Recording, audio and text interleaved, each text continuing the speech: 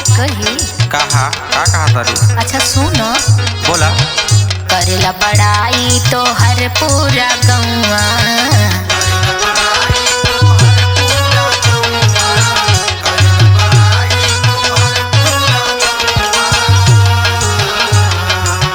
नजर न लागे राजा लागेला हिरौआ।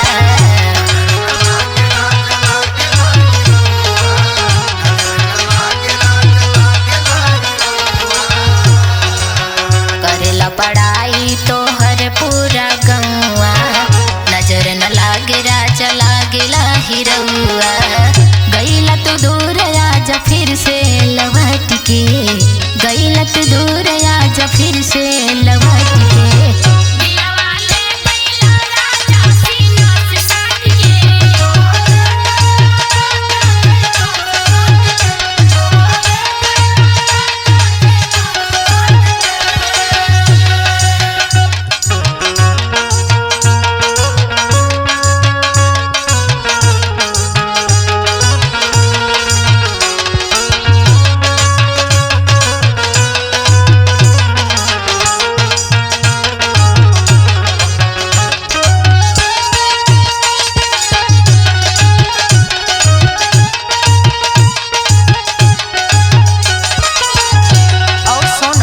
बोला।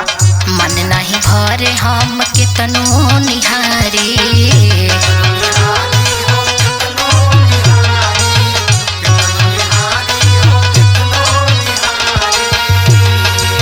सुनत हुआ ना? हाँ हो। नहीं खे बस शब्द हम बड़ाई कितना करी।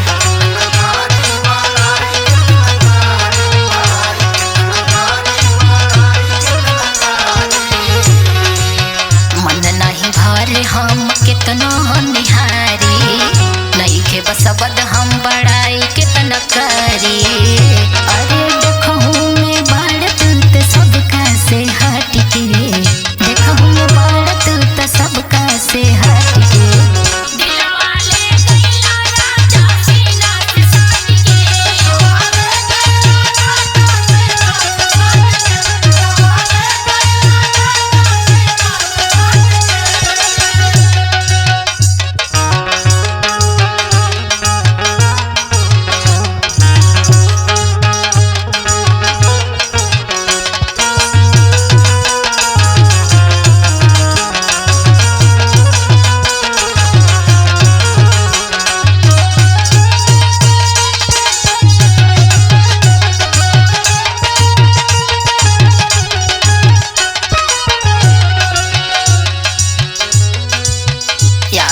तोहरा बीते रात दिन जागर,